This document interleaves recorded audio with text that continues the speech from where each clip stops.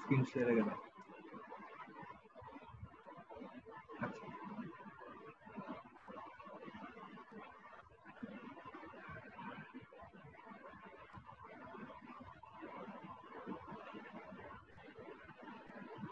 দেখা যাচ্ছে না? হ্যালো। জি স্যার।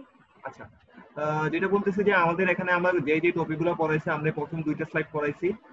তারপর হচ্ছে আমাদের এখানে ওয়াটার কোয়ালিটি প্যারামিটার, সেডিমেন্ট, এই লাস্টে 2টা স্লাইড পড়াইছি। টোটাল আমরা স্লাইড পড়াইছি হচ্ছে টোটাল 4টা স্লাইড পড়াইছি। সো আমাদের আরো 3টা স্লাইড বাকি আছে, এই 3টা স্লাইড। তো এই 3টা স্লাইড শেষ করতে হলে টোটাল মোটামুটি আমার 4টা বা 3টা ক্লাস লাগবে আর কি। আজকে একটা ক্লাসে আমরা একটা শেষ করব, আর বাকি ক্লাসে হয়তো আমরা বাকি 2টা শেষ করার ট্রাই করব। তো আজকে ক্লাসটা এতটা লেন্দি হওয়ার কথা না, কিন্তু তবুও হচ্ছে তোমাদের যেটা হয়েছে যে আমার একটু নেটওয়ার্ক প্রবলেমের কারণে হচ্ছে আমি ক্লাসটা নিতে দেরি করে ফেলছি। তো ক্লাসটা শুরু করা যাক। সবাইকে আসছে?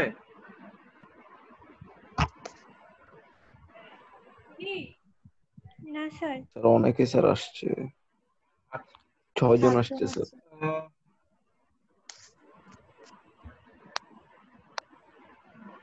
তো আজকে আমরা যে টপিকটা নিয়ে আলোচনা করব সেটা হচ্ছে আমাদের কোয়াগুলেশন এবং হচ্ছে ফ্লোকুলেশন।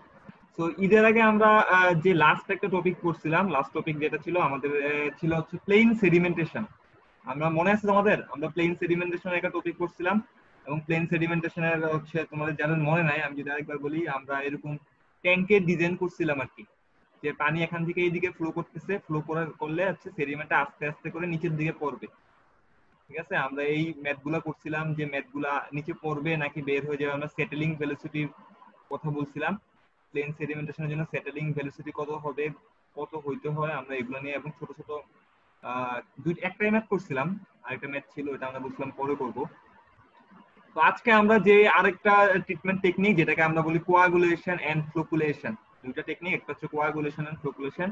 সো প্লেন সেডিমেন্টেশন আমরা কোন পার্টিকেল গুলো নিয়ে কাজ করতে বলছিলাম, যে সকল পার্টিকেল গুলো হচ্ছে টোটাল হচ্ছে ডিসক্রিট পার্টিকেল।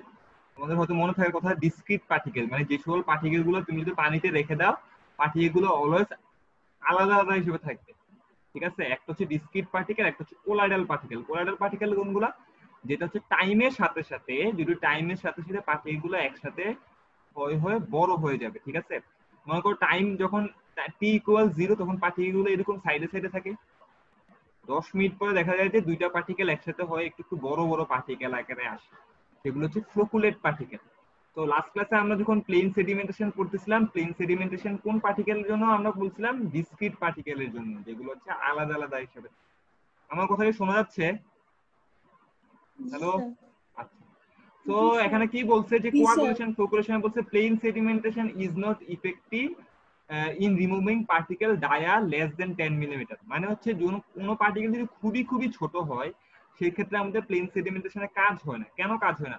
যে পার্টিকেল খুবই ছোট হবে সেই পার্টিকেলের সেটেলিং ভেলোসিটি কি হবে, ততই কম হবে।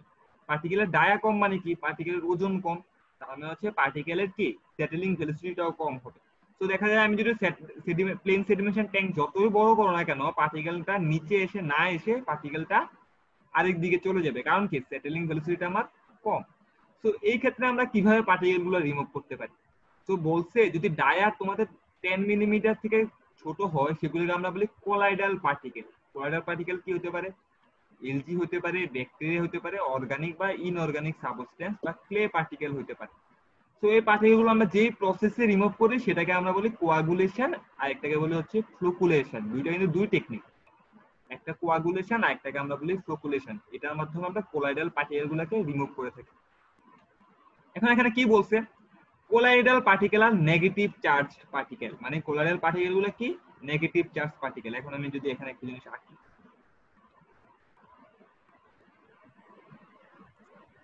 সবাই ক্লাসে আসছো? কজন আসছে? তো ধরো এখানে আমি একটা ট্যাঙ্ক জি আঁকলাম, স্যার। ট্যাঙ্কে আমি অনেকগুলো, এখানে একটা কোলাইডাল পার্টিকেল আঁকলাম, এখানে একটা কোলাইডাল পার্টিকেল আঁকলাম, এখানে একটা কোলাইডাল, এবং বলছি কি কোলাইডাল পার্টিকেল গুলো নেগেটিভ চার্জ, এটা মাইনাস চার্জ, এটাও মাইনাস চার্জ, এটাও মাইনাস চার্জ। তো এই দুইটা কোলাইডাল পার্টিকেলকে একটা একটাকে আকর্ষণ করবে, যেহেতু দুইটা নেগেটিভ পার্টিকেল, আকর্ষণ করবে? না। একটা না একটাই কি স্যার। করবে, সে দূরে সরাই দিবে। এই জন্য বলছি কোলাইডাল পার্টিকেল হচ্ছে নেগেটিভ চার্জ পার্টিকেল। এখন পানির সংকেত কি আমরা জানি কি, H প্লাস, আর এটা কি weight OH minus weight minus weight. কিন্তু দেখো যেহেতু পানিতে সিমিলার পরিমাণ হাইড্রোজেন আয়ন থাকে এবং সিমিলার পরিমাণ OH মাইনাস আয়ন থাকবে, তো পানিতে কিন্তু দেখো যে পানিতে এখন যদি আমি বলি কোলাইডাল পার্টিকেল নেগেটিভ পার্টিকেল, তো নেগেটিভ পার্টিকেল কি আছে? কোলাইডাল পার্টিকেলও আছে, আবার OH মাইনাসও আছে। তো পানিতে H প্লাস আয়ন বেশি নাকি মাইনাস আয়ন বেশি? প্লাস আয়ন বেশি না মাইনাস আয়ন বেশি থাকে? মাইনাস আয়ন বেশি না? মাইনাস এটা বেশি স্যার, OH এখন মাইনাস মাইনাসটা বেশি। বেশি। তো দেখা যাচ্ছে কি কোলাইডাল পার্টিকেলটা কি মানে যেহেতু নেগেটিভ চার্জ একটা আর একটা থেকে অনেক সময় সবসময় দূরে থাকবে, তো তুমি যেভাবে পানির ট্যাঙ্কটা ডিজাইন করো না কেন সেটা একসাথে আসবে না এবং নিচে সেডিমেন্ট আকারে জমা হবে না। তো এই জন্য আমরা যেটা করি যাতে পার্টিকেল গুলো একটার সাথে আরেকটা আকর্ষণ হয়, এই জন্য আমরা একটা কেমিক্যাল কম্পাউন্ড মিক্স করি। পানিতে কি করি আমরা এখানে একটা কেমিক্যাল কম্পাউন্ড দিব, একটা কেমিক্যাল কম্পাউন্ড দিব যাতে কি হয় আমাদের এই পার্টিকেল গুলা তোমাদের হচ্ছে ডিস্টেবিলাইজড হয়ে যায়। ডিস্টেবিলাইজ মানে কি? দেখা যাবে একটা মাইনাস আয়ন থাকলে আরেকটা প্লাস আয়ন হয়ে যাবে। তারপরে কি হবে? একটা পার্টিকেলের সাথে কি হবে? তোমাদের বন্ড ক্রিয়েট করবে, যার ফলে এগুলা হেভিয়ার হয়ে যাবে এবং ফাইনালি সেটেল হবে। তার মধ্যে এই সাবস্টেন্স গুলোকে আমরা বলি কোয়াগুলেন্ট। আমরা যে কেমিক্যালটা আমরা ইউজ করি সেটাকে আমরা কম্পাউন্ডটা যেটা ইউজ করার ফলে আমাদের ডিস্টেবিলাইজেশনটা হবে সেটাকে আমরা বলি কোয়াগুলেন্টস। আমার কথা কি বুঝতে পারছো কি বলছি? হ্যালো, আরেকবার বলবো? জি স্যার, একবার বলেন স্যার। আচ্ছা, আরেকবার যদি আমি বলি, দেখো যে প্রথমে বলছি কি একটা মনে করো একটা ট্যাঙ্ক আছে, ট্যাঙ্কে তোমাদের কোলাইডাল পার্টিকেল আছে যেটা ডায়া 10 মিলিমিটার থেকে ছোট। যেহেতু 10 মিলিমিটার থেকে ছোট সেটা সেটেলিং ভেলোসিটি অবশ্যই কম, সেটার নিচে সেটেল করবে না। এবং পার্টিকেল গুলো হচ্ছে নেগেটিভ আয়ন, মানে প্রত্যেকটা নেগেটিভ আয়ন। তো যেহেতু প্রত্যেকটা নেগেটিভ আয়ন, সো একটার সাথে একটা অবশ্যই বন্ড ক্রিয়েট করবে না, মানে একটার সাথে একটা মানে অ্যাট্রাকশন নাই, মানে সবসময় কি একটা থেকে ধাক্কা দিয়ে দূরে সরে রাখবে। তো এই জন্য যাতে আমাদের এখানে এটা একটা স্টেবল প্রসেসে আছে, মানে একটা থেকে একটা দূরে আছে, এটা থেকে এটা দূরে আছে। যেহেতু আমাদের যেহেতু এটা স্টেবল প্রসেস আছে, এটাকে ডিস্টেবিলাইজেশন করার জন্য মানে আয়ন গুলা যাতে একটা প্লাসের সাথে মাইনাস যোগ হবে, এই জন্য আমরা কি করি? আমরা একটা কেমিক্যাল কম্পাউন্ড যোগ করি যেটাকে আমরা বলি কোয়াগুলেন্টস। এটাকে আমরা কি বলি? কোয়াগুলেন্টস। সো কেমিক্যাল কম্পাউন্ডটা কি? আসলে কেমিক্যাল কম্পাউন্ড হচ্ছে আমাদের প্লাস আয়ন, আমরা একটা কিছু প্লাস আয়ন যোগ করি, যার ফলে কোয়াগুলেন্ট পার্টিকেল গুলা যেটা আছে এখানে কলয়েডাল পার্টিকেল গুলা ডিস্টেবিলাইজড হয়ে যায় এবং একটা একটার সাথে কি করে তোমাদের যোগ হয়, যার ফলে এটা আস্তে আস্তে করে হেভিয়ার পার্টিকেল হবে এবং হেভিয়ার পার্টিকেল হওয়ার ফলে নিচে সেটেল করে যাবে। এটাকে আমরা বলি কোয়াগুলেশন প্রসেস। যদি আমি একটু নিচের এটা দেখার দরকার নাই, আমরা পরেরটাতে দেখি এখানে কি বলছে। The objective of the coagulation and flocculation process to reduce the surface energy barrier. Surface energy barrier বলতে কি বোঝাচ্ছে? আমি কি বলতেছি, একটা পার্টিকেল এখানে নেগেটিভ পার্টিকেল আছে, এই পার্টিকেলটা কি নেগেটিভ, তো ওই নেগেটিভ পার্টিকেলের চারপাশে এটা কি করবে? এটা ব্যারিয়ার ক্রিয়েট করবে না? হ্যালো, তোমরা শুনতেছো? হ্যালো, জি স্যার। জি স্যার, শোনা যাচ্ছে। তো নেগেটিভ পার্টিকেলের চারপাশে একটা ব্যারিয়ার ক্রিয়েট করবে। আমাদের কাজটা হচ্ছে কি আমরা যাতে পানিতে আরো প্লাস আয়ন যোগ করা লাগবে। কি করা লাগবে? আরো প্লাস আয়ন যোগ করবো। যদি আমি এখানে প্লাস আয়ন যোগ করি তাহলে কি হবে বলো? এই নেগেটিভ পার্টিকেলের চারপাশে কি হবে? আবার একটু কিছু কিছু প্লাস আয়ন যোগ হবে না? জি স্যার। জি স্যার। কিছু প্লাস থাকবে কিছু মাইনাসও থাকবে, মানে এখানে প্লাস আছে এখানে মাইনাস আছে, আবার এখানে মাইনাস আছে এখানে প্লাস আছে।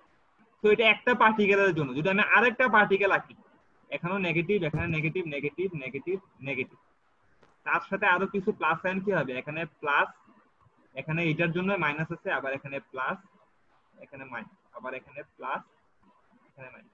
তো এনার্জি ব্যারিয়ার কোনটা? এনার্জি ব্যারিয়ার হচ্ছে নেগেটিভের জন্য এই মাঝখানে যেটা জিনিস রাখলাম সেটা হচ্ছে এনার্জি ব্যারিয়ার। তো আমি যখন প্লাস আয়ন গুলো যোগ করলাম, এনার্জি ব্যারিয়ারের চারপাশে কি প্লাস আয়ন গুলো যোগ হয়ে গেল না? তো এনার্জি ব্যারিয়ার চারপাশে কি আছে? প্লাস আয়নও আছে আবার মাইনাস আয়নও আছে। তুমি দেখো দুইটা পার্টিকেলে কি আছে? এখানেও প্লাস আছে এখানেও মাইনাস আছে। এখন এই দুইটা পার্টিকেল একসাথে বন্ড ক্রিয়েট করবে?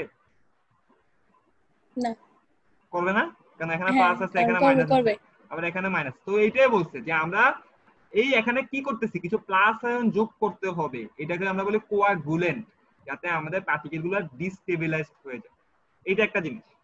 এখন দেখো নরমাল এটা কি হলো, এখন আমি এখানে যোগ করার ফলে কি হবে? দেখা যাবে যে এখানে একটা পার্টিকেল আছে, এখানে একটা পার্টিকেল আছে, এটার পাশে এখানে প্লাসও আছে এখানে মাইনাসও আছে। সবাই একটু মনোযোগ দাও, এখানে প্লাস আছে এখানেও মাইনাস আছে, এখানেও প্লাস আছে এখানেও মাইনাস।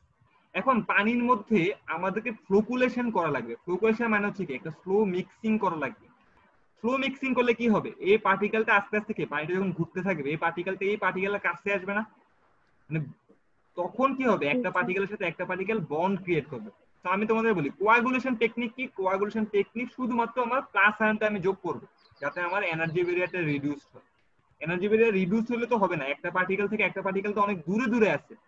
তো কি করতে হবে, এখানে আমাকে এটাকে পানিটাকে মিক্স করা লাগবে আস্তে আস্তে করে। পানিটাকে আস্তে আস্তে করে আমাকে এখানে মিক্স করা লাগবে। মিক্স করলে কি হবে, একটা পার্টিকেলের সাথে আরেকটা পার্টিকেল কাছে আসবে যাতে আমাদের এগুলো বন্ডটা ক্রিয়েট করে। এটাকে আমরা বলি ফ্লোকুলেশন। আমার কথা কি বুঝা গেছে? হ্যালো? জি স্যার। আচ্ছা, এখন বলছে আমি এখানে যে প্লাস আয়ন গুলো যোগ করি সেগুলো বলছে during the coagulation a positive ion is added to the surface to reduce the energy surface charge to a point, যাতে আমাদের রিডিউস করা লাগে। এটাকে আমরা বলি কোয়াগুলেন্স। এটাকে আমরা কি বলি, এটাকে আমরা বলি কোয়াগুলেন্স। একটা কোশ্চেন লিখো যে রাইট ডাউন দ্য 3 কি প্রপার্টিজ অফ কোয়াগুলেন্স। খুবই খুবই ইম্পর্টেন্ট। আমরা যে পজিটিভ আয়ন গুলো যোগ করব সেটার কিছু তোমাদের প্রপার্টিজ আছে, প্রপার্টিজ গুলো কি কি, খুবই ইম্পর্টেন্ট। কোশ্চেনটা স্যার লিখো। কোশ্চেনটা আবার বলেন। What is coagulation and sir flocculation? কোশ্চেনটা what is right coagulation? Down the কি ছিল? আচ্ছা, আগে আগে বলি what is coagulation and flocculation. What is coagulation and flocculation. এই যে what is coagulation and flocculation and write down the key properties, write down the key properties of a coagulant. Write down the key properties of a coagulant.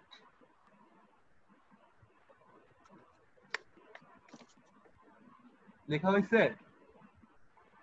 না sir একটু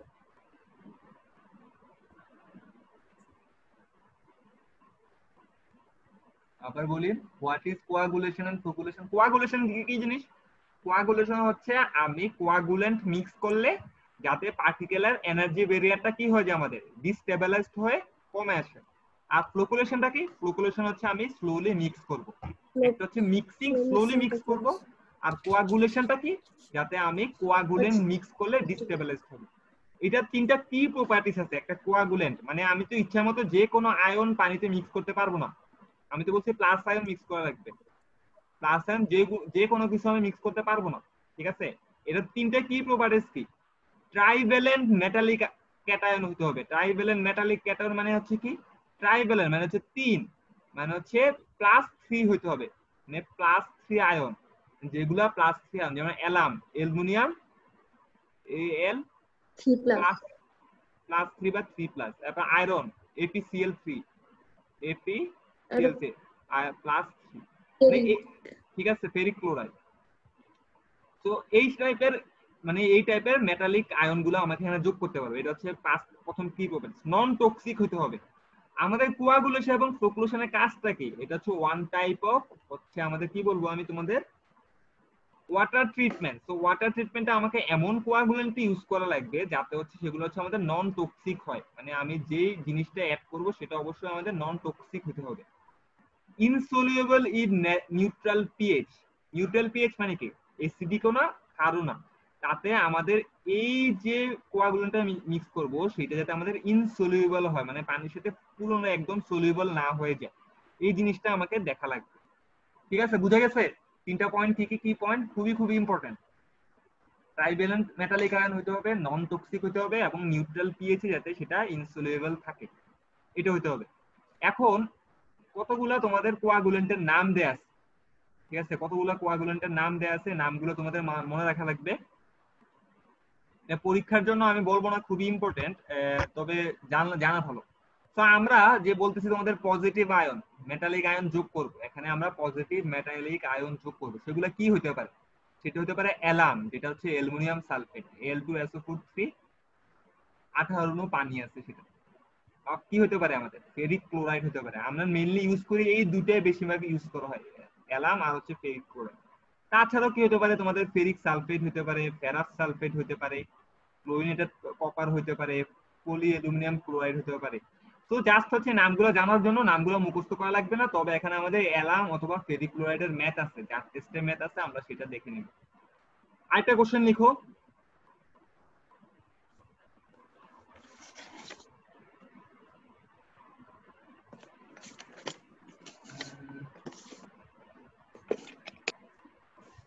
শুনতেছো? জি sir. জি sir. এখানে কি আছে? Removal of the specific contaminated in coagulation process. Write down the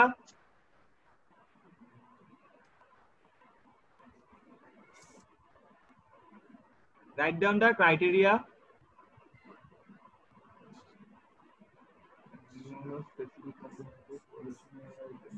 Criteria. On the criteria. Write down the criteria for a coagulant. Sir বুঝি নাই কি বলছেন। Removal of a specific contamination in a coagulation process may be affected by. Write down the criteria which may affect the coagulation process. Write down the criteria which may affect the coagulation process.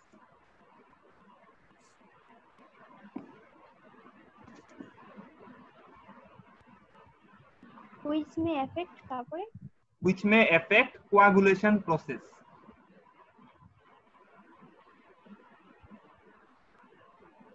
লিখছো? জি sir. আচ্ছা, তো প্রথম জিনিস যেটা বলছে যে আমাদের coagulation process, মনে করো একটা পানি আছে, এখানে পানিতে আমাদের তোমাদের কোলাইডাল পার্টিকেল আছে, এখানে একটা লাল দিয়ে আমি কোলাইডাল পার্টিকেল রাখলাম, এখানে একটা কোলাইডাল পার্টিকেল রাখলাম, এখানে একটা কোলাইডাল পার্টিকেল, এখানে চারটা কোলাইডাল পার্টিকেল আছে। বলছে যে কি কি কারণে আমাদের কোয়াগুলেশন প্রসেসে এফেক্ট করতে পারে। বলছে turbidity of the water. Turbidity মানে হচ্ছে কি বলতো? মানে ঘোলা না? একটা পানি কখন টার্বিড হয়? কখন ঘোলা হয়? ঘূর্ণন বুঝায় না? কি ফ্লো হয় যখন ঘূর্ণন। টার্বিডিটি বলতে বলছি, টার্বিডিটি অফ দ্য ওয়াটার মানে হচ্ছে কি, মানে পানিটা ঘোলা হবে, মানে যেটা হচ্ছে টার্বিডিটি পড়াই নাই তোমাদেরকে? না। পড়াইছি কেন? অ্যালকালিনিটি টার্বিডিটি পড়াই আনছি না? 15 NTU নেফালোমেট্রিক টার্বিডিটি ইউনিট, ভুলে গেছো? লং ব্রেক করতে তো মাঝখানে সারি কিন্তু মনে নাই? না স্যার।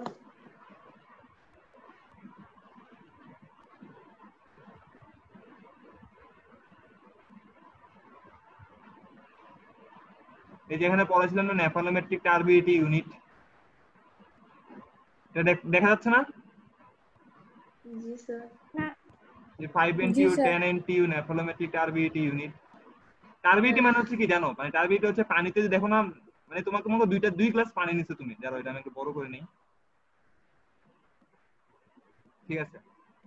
তো দুইটা গ্লাস পানি নিছো, একটা মনে করো পুকুরের পানি নিছো, একটা হচ্ছে তোমাদের মোটরের পানি নিছো বা কলের পানি নিছো। তো কলের পানিটা বেশি স্বচ্ছ না পুকুরের পানির তুলনায়? জি স্যার। কেন? কারণ পুকুরের পানিতে অনেক কি আছে, সাসপেন্ডেড মেটেরিয়ালস থাকে, ঠিক আছে? সাসপেন্ডেড মেটেরিয়ালস থাকে। তো তার মানে হচ্ছে কি, পুকুরের পানিটা বেশি টার্বিড, মানে পুকুরের পানিটা বেশি ঘোলা। কেন ঘোলা? কারণ সেখানে সাসপেন্ডেড পার্টিকেল আছে দেখে।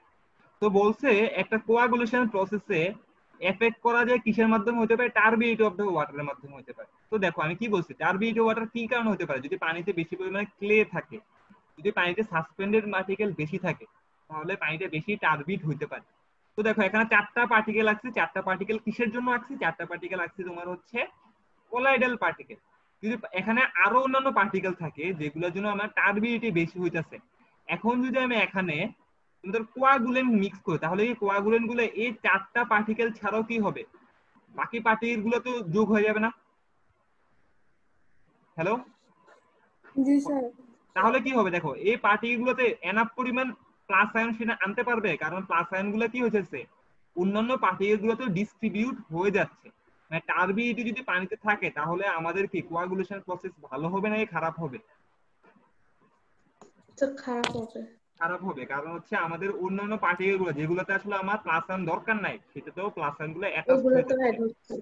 আর বলছে তোমাদের term of water, term of water বলতে যেটা বুঝাচ্ছে হচ্ছে আমাদের পিএইচ কত হবে আর অ্যালকালিনিটি কত হবে। নরমালি হচ্ছে আমাদের পানি যদি অ্যালকালাইন হয়, আমাদের হচ্ছে অ্যালাম আমরা বা ফেরিক ক্লোরাইড কখন ইউজ করতে পারি, সেই ক্ষেত্রে আমাদের পানিতে অ্যালকালাইন পানি হতে হবে। এসিডিক পানিতে হচ্ছে আমাদের কোয়াগুলেশন প্রসেসটা ভালো হয় না, করা যায় না, কারণ অ্যালাম বা ফেরিক ক্লোরাইড ডোজ অবশ্যই আমাদের অ্যালকালাইন ওয়াটারে দেয়া লাগে। কিসে দেয়া লাগে? অ্যালকালাইন ওয়াটারে।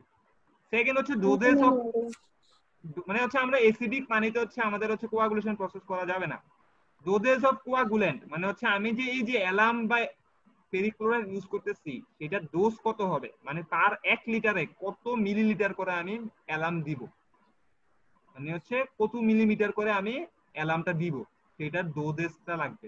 আমি বেশি ডোজ দিলে বেশি হবে, কম ডোজ দিলে কম হবে। তারপর হচ্ছে আমাদের time of mixing, coagulation and flocculation process. মানে হচ্ছে আমাদের দুই টাইপের মিক্সিং আছে। আমি একটা জিনিস, একটা হচ্ছে রেপিড মিক্সিং, এটাকে আমি আর দিয়ে বুঝাইলাম, আর একটা হচ্ছে আমাদের স্লো মিক্সিং। একটা কি বলছি, একটাকে রেপিড মিক্সিং বলছি, একটাকে স্লো মিক্সিং বলছি। রেপিড মিক্সিং নরমালি করা লাগে হচ্ছে তোমাদের 1 থেকে 2 মিনিট। রেপিড মিক্সিং করা লাগে কয় মিনিট? হ্যালো, 1 থেকে 2 মিনিট। হ্যাঁ। 1 এবং থেকে 2 মিনিট। রেপিড মিক্সিংটা কখন করা লাগে? মনে করো আমি এখন কোয়াগুলেশনটা মিক্স করছি, কোয়াগুলেশন মিক্স করার পরে মনে করো একটা নরমালি আমি বুঝাচ্ছি আর কি, চামচ দিয়ে তো মিক্স করি না, একটা চামচ দিয়ে তাড়াতাড়ি আমি মিক্স করে ফেলতেছি, ঠিক আছে? নরমালি দেখো কি আমরা যখন শরবত বানাই আমরা কি করি, একটা চিনি ঢালার পর তাড়াতাড়ি মিক্স করি না, যাতে কি হয়, যাতে পার্টিগুলো তাড়াতাড়ি ভাঙতে পারে। তো প্রথমে আমরা রেপিড মিক্সিং করি, ঠিক আছে? এটা হচ্ছে কোয়াগুলেশনের জন্য আমরা রেপিড মিক্সিংটা করা লাগে। যাতে রেপিড মিক্সিংটা কেন করা লাগে জানো? মনে করো এখানে একটা পার্টিকেল আছে, এখানে একটা পার্টিকেল আছে, আমি এখানে কোয়াগুলেশনটা মিক্স করার পরে রেপিড মিক্সিং করলে কি হবে, পার্টিকেলগুলা পুরাটা কোয়াগুলেশনটা পুরাটা পানিতে ছড়ায় যাবে। তাই এই জন্য আমরা রেপিড মিক্সিং করি। যদি আমি রেপিড মিক্সিংটা না করতাম তাহলে দেখা যেত কি, এখানে ঢালার পর আমি রেপিড মিক্সিং করি নাই, তাহলে দেখা যেত উপরের পার্টিকেল গুলোতে আমাদের শুধুমাত্র প্লাস আয়ন আসতো, নিচের পার্টিকেল গুলোতে প্লাস আয়ন আসতো। হ্যালো, স্যার আসতো অনেক পরে। মানে অনেক পরে, মানে কম আসতো আর কি, যদি উপরের পার্টিকেল গুলোতে। এই জন্য আমি রেপিড মিক্সিং করা লাগে। ফ্লোকুলেশনের জন্য আমার করা লাগে হচ্ছে স্লো মিক্সিং, মানে হচ্ছে আমি প্রথমে 2 মিনিট জোরে জোরে করে আমি এটাকে মিশাবো, মিশানোর পরে কি করব, আমি 10 থেকে 15 মিনিট আমি আস্তে আস্তে মিশাবো। এখন প্রথমে বলো, প্রথমে জোরে মিশাবো পরে আমি আস্তে মিশানোর কাজটা আসলে কি, কেউ বলতে পারবা?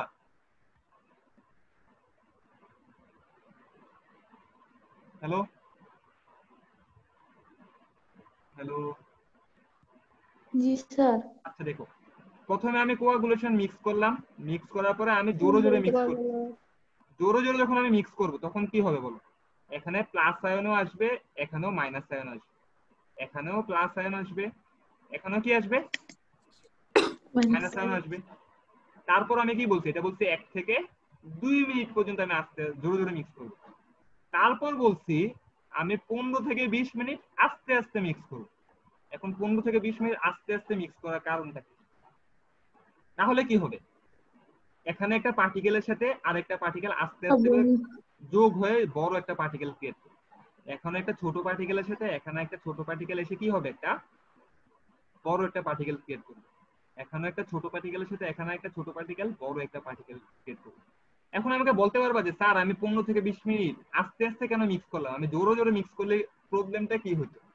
শুধুমাত্র 15 থেকে 20 মিনিটই কেন, আমি 1 ঘন্টা ধরে এটাকে মিক্স করবো, তাহলে প্রবলেমটা কি হতো বলতে পারবা? হ্যালো, না স্যার। দেখো নরমালি দেখো তখন কি হবে, মনে করো 15 থেকে 20 মিনিট তুমি আস্তে আস্তে মিক্স করলাম, 15 থেকে 20 মিনিট আস্তে আস্তে মিক্স করলে কি হবে, পার্টিকেল আস্তে আস্তে করে বড় হলো, এখানে একটা পার্টিকেল বড় হয়েছে, এখানে একটা পার্টিকেল বড় হয়েছে, এখানে একটা পার্টিকেল। এখন আমি যদি আরো জোরে জোরে মিক্স করি তখন কি হবে, পার্টিকেল গুলো যেগুলা পার্টিকেল গুলো বন্ড গুলা কি খুব উইক বন্ড না, ছোট বন্ড ভেঙে যাবে। আবার ভাঙ্গা যাবে, বুঝছো? মানে ছোট প্রথমে হয়ে আমি যাবে। ভালো মতো শোনো, প্রথমে আমি 1 থেকে 2 মিনিট জোরে জোরে মিক্স করছি কি কারণে, যাতে হচ্ছে আমার অ্যালামটা পুরো পানিতে ছড়ায় যেতে পারে। এটা বুঝতে পারছো তো? জি স্যার। পরে 15 থেকে 20 মিনিট কেন আস্তে আস্তে মিক্স করছি, যাতে পার্টিকেল গুলো একটার সাথে একটা কন্টাক্টে আসতে পারে। এটা স্লো মিক্সিং করা লাগছে। এটা কেন আমি রেপিড মিক্সিং করতে পারবো না, কারণ যদি রেপিড মিক্সিং করি তাহলে দেখা যাবে কি পার্টিকেল গুলো আস্তে আস্তে কাছে আসবে, আসার পরে রেপিড মিক্সিং এর কারণে আবার ভাঙা যাবে। কথা বুঝা গেছে? জি স্যার। এই কোশ্চেন থাকে স্লো মিক্সিং কেন করা লাগে, রেপিড মিক্সিং কেন করা লাগে। আমি কোশ্চেনে এখানে কিন্তু লেখা নাই, আমি মুখে মুখে বলে দিলাম আর কি, কেন স্লো মিক্সিং করা লাগবে এবং কেন রেপিড মিক্সিং করা লাগবে। এখন দেখো পানিতে যখন আমি অ্যালাম মিক্স করি, আমি কি বলছি, পানিতে আমাদের অ্যালকালাইন থাকতে হবে, পানিতে আমার কি হতে পারে, অ্যালকালাইনটি হতে পারে। অ্যালকালাইনটি পানিতে কি কারণে হয় বলতে পারবা? পড়াইছিলাম, কি কি কারণে হতে পারে, মনে নাই? বাইকার্বনেট আয়ন থাকলে, হাইড্রোক্সাইড আয়ন থাকলে, একটা কি কার্বনেট, কার্বনেট আয়ন থাকলে, এই তিনটা আয়ন থাকলে পানিতে আমাদের অ্যালকালিনিটি আমরা মেজার করি। এবং অ্যালকালিনিটি আমরা কিসের টার্মে মেজার করি? ক্যালসিয়াম কার্বনেটের টার্মে। কিসের টার্মে? Calcium carbonate. এবং পানিতে অ্যালকালিনিটি কিসের কারণে হয়? বাইকার্বনেট, হাইড্রোক্সাইড এবং কার্বনেটের কারণে। এখন আমি বলছি পানিতে অ্যালকালাইন থাকলে হচ্ছে আমাদের অ্যালাম এবং ফেরিক ক্লোরাইড কাজ করতে পারে, মানে সবগুলো এরকম অ্যালকালাইন থাকতে হবে। খুবই মনোযোগী জিনিস দেখো, যখন আমি অ্যালামটা স্যার ইউজ, উপরে যে দুইটা আছে ওই দুইটাই কাজ করবে নাকি সবগুলা কাজ করবে? না সবগুলাই, মানে আচ্ছা পানিতে যদি আমি অ্যালাম ইউজ করি শুধু অ্যালাম ইউজ করবো, যদি ফেরিক ক্লোরাইড ইউজ করি শুধু ফেরিক ক্লোরাইড ইউজ করবো, যদি মনে করো পলি অ্যালুমিনিয়াম ক্লোরাইড ইউজ করি তখন শুধুমাত্র পলি অ্যালুমিনিয়াম ক্লোরাইড ইউজ করবো। এমন না যে আমি সবগুলাই মিক্স করি, বুঝছো? প্রত্যেকটার জন্য তোমাদের পিএইচ এর লেভেল আছে, মানে হচ্ছে কত একটা পানি, একটা পিএইচ লেভেল হচ্ছে 5 থেকে 8, যদি পিএইচ লেভেল 5 থেকে 8 হয় তখন হচ্ছে আমি অ্যালাম ইউজ করতে পারি। ফেরিক ক্লোরাইডের জন্য হতে মনে হয় 4 থেকে 9, পানির পিএইচ যদি 4 থেকে 9 এর মাঝখানে থাকে তখন আমি ফেরিক ক্লোরাইড ইউজ করতে পারি। প্রত্যেকটার অ্যাডভান্টেজ আছে, কিছু ডিসঅ্যাডভান্টেজও আছে, ঠিক আছে? নাম আছে আর কি যে আমরা কোনগুলো ইউজ করি, তার মধ্যে আমরা ম্যাক্সিমাম প্রথমটা না সেকেন্ডটা ইউজ করি আর কি। এখন আসো আমাদের যেটা যেটা বলছি টারবিএটি বলছি অ্যালকালাইন হতে পারে। অ্যালকালাইনটি কখন হয়? আমাদের বাইকার্বনেট আয়ন থাকলে বা কার্বনেট বা হাইড্রোক্সাইড আয়ন থাকলে। এবং আমরা টারবিএটি শো করে কি ক্যালসিয়াম কার্বনেটের মাধ্যমে আমরা টারবিএটিটা প্রকাশ করে থাকি। এখন যখন আমাদের অ্যালাম ইউজ করি তখন কি হয় দেখো, অ্যালামটা 6টা বাইকার্বনেট আয়ন কনজিউম করে। অ্যালাম এক মোল অ্যালাম কয়টা বাইকার্বনেট আয়ন কনজিউম করতেছে? 6টা। তার মাধ্যমে কি হয় ভালো মতো দেখো, যখন আমাদের পানিতে বাইকার্বনেট থাকে তার মাধ্যমে আমাদের পানিতে কি হয়, একটা কার্বন ডাই অক্সাইড আসে এবং কি আসে আমাদের আঠারো পানি থাকে। ভালো মতো দেখো 6টা কার্বন ডাই অক্সাইড আসে এবং বাইকার্বন। এখন বলতো আমরা পানি আমরা কি চাই? আমরা কি পানিতে আমরা অ্যালকালাইন পানি ভালো আমাদের জন্য নাকি অ্যাসিডিক পানি ভালো আমাদের জন্য? কাপড় ধোয়ার জন্য কোন পানিটা ভালো? কাপড় ধোয়ার জন্য খারো পানিটা ভালো, ঠিক আছে? তো এখন দেখো এখানে বলছে কি অ্যালাম দিলে সে কনজিউম করে কয়টা অ্যালকালাইনিটি? 6 মোল অ্যালকালাইনিটি কনজিউম করে। আমি এই জন্য একটু আগে বলছিলাম যে অ্যালাম কখন ইউজ করা লাগবে, যদি আমাদের পানিতে অ্যালকালাইন থাকে। কিন্তু যদি পানিতে অ্যালকালাইনিটি না থাকে তখন প্রবলেমটা কি হয়?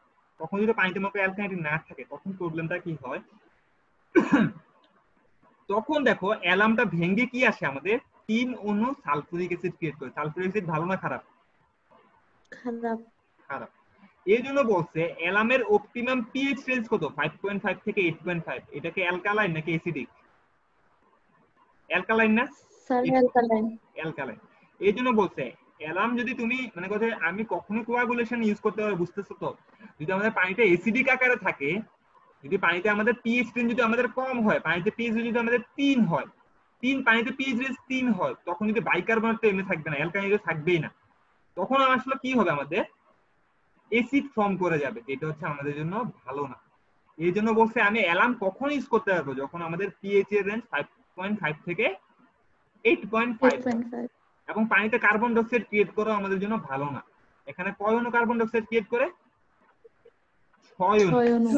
এবং সে আমি একটু আগে তোমরা বলছো অ্যালকালাইনিটি থাকলে আমাদের পানির জন্য ভালো, কিন্তু অ্যালাম কনজিউম করে কয় মোল? 6 মোল। ঠিক আছে, এটা ভালো মতো দেখো 6 মোল সে কনজিউম করে, এটা খুব একটা ভালো না। সেটা পিএইচ রেঞ্জ 5.5 থেকে 8.5 এবং সে 6 অণু কার্বন ডাই অক্সাইডও ক্রিয়েট করে। এটা বুঝতে পারছো? এখন সময় ফেরিক ক্লোরাইডের ক্ষেত্রে কি হয় দেখো, ফেরিক ক্লোরাইড কয় মোল বাইকার্বনেট কনজিউম করে? 3 মোল। অ্যালাম কয় মোল করে? 6 মোল। তাহলে কোনটা ভালো, অ্যালাম নাকি ফেরিক ক্লোরাইড? 3 মোল। ফেরিক ক্লোরাইড ভালো হবে নাকি? ফেরিক ক্লোরাইডটা ভালো। একটা জিনিস দেখো আমাদের পানিতে বাইকার্বন থাকলে ভালো। এখন দেখো ফেরিক ক্লোরাইড ইউজ করলে আমরা কার্বন ডাই অক্সাইড ক্রিয়েট করে কয় মোল? 3 মোল। 3। এখানে কতটুকু করে? 6। তাহলে আবার অ্যালাম ভালো নাকি ফেরিক ক্লোরাইড ভালো? Ferric chloride. কোশ্চেনও থাকতে পারে কেন why ferric chloride is advantage, why ferric chloride is good then হচ্ছে তোমাদের অ্যালাম থাকতে পারে, কিন্তু ফেরিক ক্লোরাইড হচ্ছে অ্যালাম থেকে ভালো কেন? কোশ্চেনটা বুঝি নাই। মানে হচ্ছে আমি তোমাদের বলতে পারি যে তুমি একটা পানি আছে, পানিতে তুমি অ্যালাম ইউজ করবে নাকি ফেরিক ক্লোরাইড ইউজ করবা, কোনটা ভালো? তো বলবা আর কি যে ফেরিক্লোরাইড কনজিউম করে 3 মোল মাত্র বাইকার্বনেট, যেটা হচ্ছে তোমাদের অ্যালাম 6 মোল কার্বনেট বাইকার্বনেট কনজিউম করে, তার থেকে ভালো। তারপর হচ্ছে অ্যালাম ইউজ করলে 6টা কার্বন ডাই অক্সাইড আয়ন হয়, আর ফেরিক্লোরাইডে মাত্র 3টা হয়। তো এটা বুঝতেছো যে এই ফেরিক্লোরাইড ভালো। জায়গাগুলো দেখাইতে হবে। হ্যাঁ, আমি এই জন্য এখানে এই গোল গোল দিয়ে জায়গাগুলো রাখছি আর কি। আরেকটা জিনিস দেখো, ফেরিক্লোরাইডের কোয়াগুলেশনের ইফেক্টিভ রেঞ্জ কত? 4 থেকে কত? 9। 4 থেকে 9। পিএইচ রেঞ্জ কত? 4 থেকে 9। কিন্তু অ্যালামের কত? 5.5 থেকে 8.5। যদি মনে করো আমি একটা পানি নিলাম, পানির পিএইচ হচ্ছে 9, কোনটা ইউজ করা লাগবে? আমি অ্যালাম ইউজ করতে পারবো নাকি ফেরিক্লোরাইড ইউজ করা লাগবে? আমার ফেরিক্লোরাইড ইউজ করা লাগবে। অ্যালামের রেঞ্জ তো ছোট, মানে অ্যালাম মনে করো একটা পানিতে যদি তোমার হচ্ছে 8.5 পিএইচ থাকে, তখন তুমি অ্যালাম ইউজ করতে পারবা। কিন্তু পানিতে যদি তোমাদের 9 পিএইচ থাকে, তখন তুমি অ্যালাম ইউজ করতে পারবা না স্যার। তখন কি ইউজ করা লাগবে? ফেরিক্লোরাইড। মানে হচ্ছে ফেরিক্লোরাইডের ইফেক্টিভ রেঞ্জটা তোমাদের অ্যালাম থেকে বড়, এই জন্য ফেরিক্লোরাইডটা কি অ্যালাম থেকে ভালো। কথা বুঝে গেছে? জি স্যার। আচ্ছা, স্যার যদি 9 থেকে বড় হয়ে যায় পিএইচ? 9 থেকে বড় আসলে এরকম করলে তখন আমাদের হচ্ছে এখানে কমায় নিয়ে আসতে হবে। এখানে ওই রেঞ্জ ওইভাবে নাই আর কি। এখানে তখন ক্লোরিনেটেড কপারের জন্য দেয়া আছে আর কি, ক্লোরিনেটেড কপার ইউজ করা যায় যদি 8.5 থেকে আমাদের বড় হয়, বা ফেরাস সালফেট ইউজ করা লাগতে পারে আর কি। তখন হচ্ছে আমাদের অন্যান্য কোয়াগুলেন্ট ইউজ করা লাগবে আর কি। মানে অ্যালাম বা ফেরিক্লোরাইড তখন আমি ইউজ করতে পারবো না, কারণ এটার রেঞ্জ হচ্ছে 4 থেকে 9, একটা হচ্ছে 5.5 থেকে 8.5 আর কি। কথা বুঝে গেছে? তখন হচ্ছে আমি এইগুলা ইউজ করতে পারবো না, আমাকে অন্যগুলা ইউজ করা লাগবে। এখন আসো হচ্ছে আমাদের কোয়াগুলেশন প্রসেসের জন্য হচ্ছে আচ্ছা, একটা জিনিস এখানে বাদ পড়ে গেছে। এখানে ডোজেজ দেয়া আছে, মানে আমি হচ্ছে অ্যালাম পানিতে কতটুকু ডোজ দেবো। দেখো এখানে কি আছে, গ্রাম পার গ্যালন। মানে হচ্ছে আমি 1 গ্যালনে আমার কতটুকু ডোজ দেওয়া লাগবে অ্যালামের জন্য? 0.3 গ্রাম, মাত্র 0.3 গ্রাম অ্যালাম দিলে কি আমার ঠিক আছে।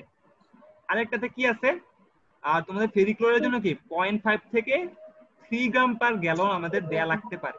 0.3 থেকে 3 গ্রাম পর্যন্ত আমাদেরকে দেয়া লাগতে পারে। এগুলো হচ্ছে আমাদের ডোজ। 0.5 থেকে এগুলো হচ্ছে আমাদের 0.5 থেকে, এগুলোকে বলা হয় অপটিমাম ডোজ। এটাকে আমরা কি বলি? Optimum dose.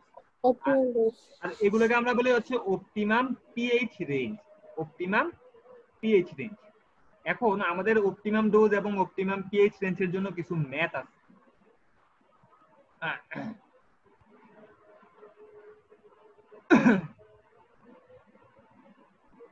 আচ্ছা, এখানে দেখো, এখানে একটু হোল্ড করো।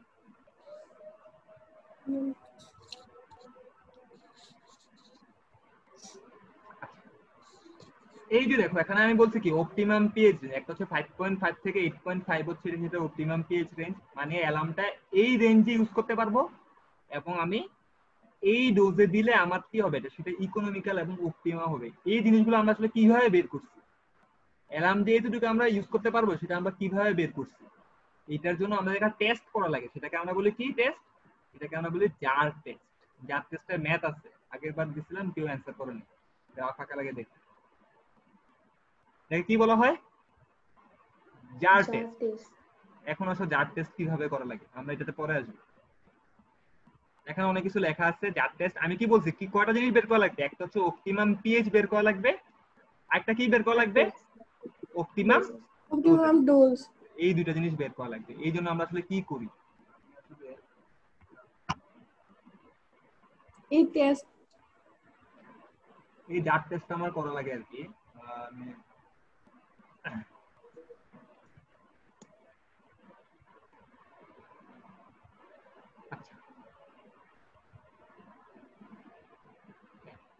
তো আমাদের এই জার টেস্ট করার জন্য আমরা যেটা করি,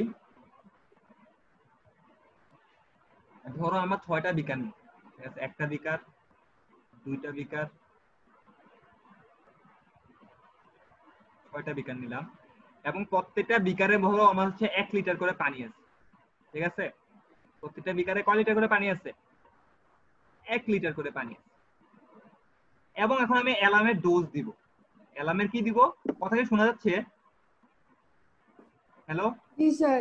জি স্যার। মনে করো এটাকে আমি দিলাম 0.1 মিলিগ্রাম দিলাম, এটাকে আমি 0.2 মিলিগ্রাম দিলাম, এটাকে আমি 0.3 মিলিগ্রাম দিলাম, এটাকে 0.4 মিলিগ্রাম দিলাম, এটাকে 0.5 মিলিগ্রাম দিলাম। ঠিক আছে, প্রত্যেকটাতে ডোজ দিচ্ছি। এবং ধরো যে প্রত্যেকটার পিএইচ, প্রত্যেকটার এই সবগুলা পানির পিএইচ হচ্ছে ধরো তোমার হচ্ছে 5। প্রত্যেকটা পানির পিএইচ কি 5, মানে এই জারেরও পিএইচ 5, এটারও পিএইচ 5, এটারও পিএইচ 5, এটারও পিএইচ, এটারও পিএইচ 5। তো এখন যদি প্রত্যেকটা পানির পিএইচ যদি 5 হয়, তো আমি কি করব? অ্যালার্ম ডোজ দেওয়ার ফলে কি আসবে? নিচে যে আমাদের কি আসবে? সেডিমেন্ট আসবে না? এখানে সেডিমেন্ট আসবে, এখানে সেডিমেন্ট আসবে না? হ্যালো হ্যালো, কোথায় শুনতেছো? জি স্যার। জি স্যার, করে শোনা জি যায়। স্যার। সেডিমেন্ট আসবে। সেডিমেন্ট আসলে কি উপরে পানিটা আমাদের কি হবে? উপরে পানিটা ক্লিয়ার পানি এবং নিচেটা কি আমার এখানে ময়লা আছে। তো প্রত্যেকটা টার্বিডিটি কি সিমিলার হবে? প্রত্যেকটা টার্বিডিটি সিমিলার হবে না। না। ধরো এটা টার্বিডিটি হচ্ছে 5, এটা টার্বিডিটি মনে করো হচ্ছে 6, এটা 7, এটার আবার কমে হয়ে গেল তোমার ধরো হচ্ছে সরি দাঁড়াও এক সেকেন্ড।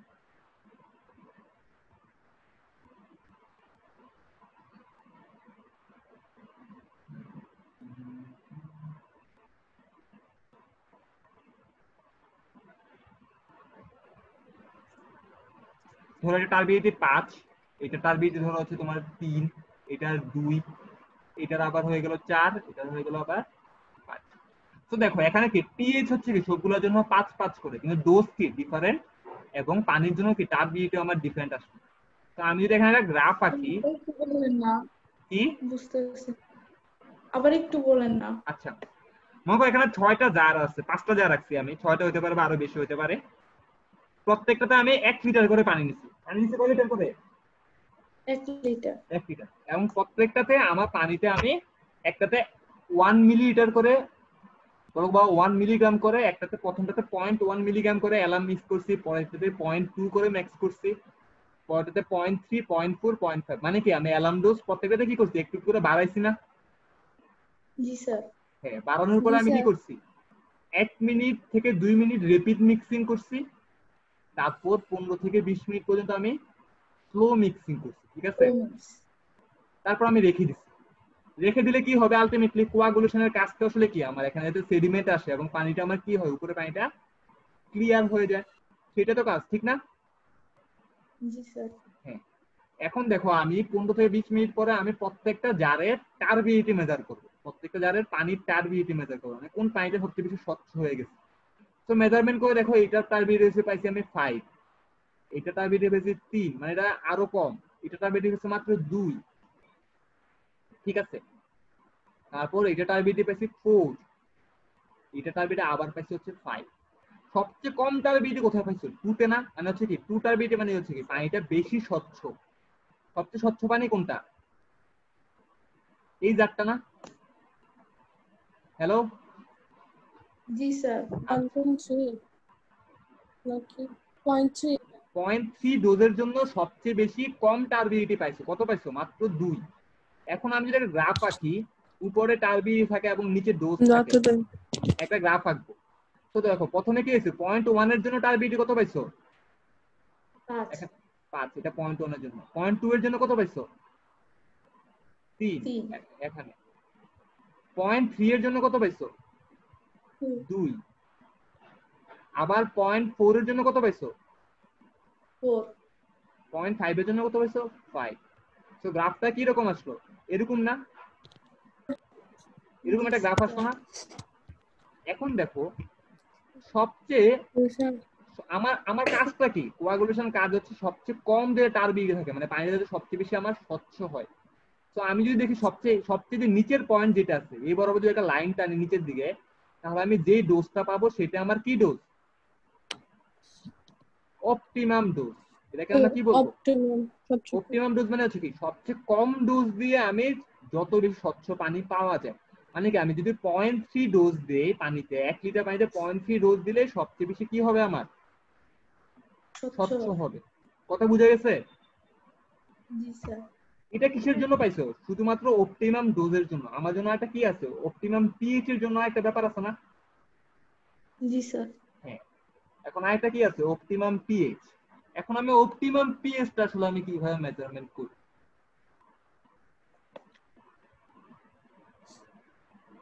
সিমিলার টেকনিকটা আমি আবার করব। ধরো আমি আবার 5টা বিকার নিব, আবার 5টা বিকার নিছি, প্রত্যেকটা বিকারে 1 লিটার করে পানি আছে।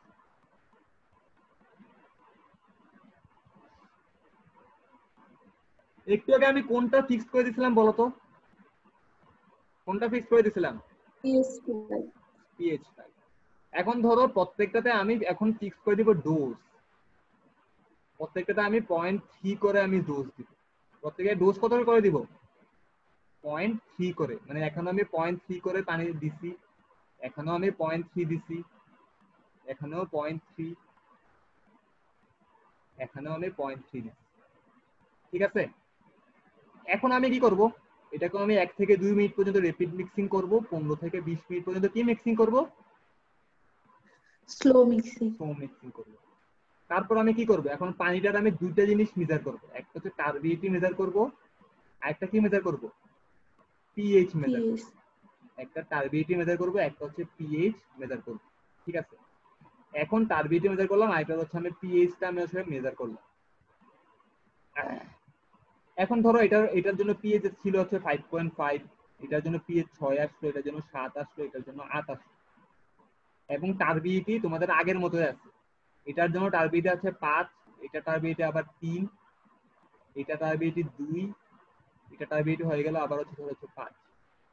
এখন যদি তুমি আবার একটা গ্রাফ আঁকো, নিচে থাকবে পিএইচ এবং উপরে থাকবে আমার টারবিডিটি, তাহলে দেখো গ্রাফটা সিমিলার টাইপের এইরকম আসবে। দেখো 5 এর জন্য কত আছে এখানে? 5। 6 এর জন্য কত আছে? 3। 3 এই যে এখানে 3, টারবিডিটি হচ্ছে এখানে 3। 7 এর জন্য কত আছে? 2। আবার 8 এর জন্য কত হয়ে গেল?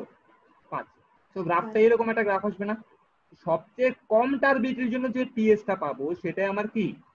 Optimum pH.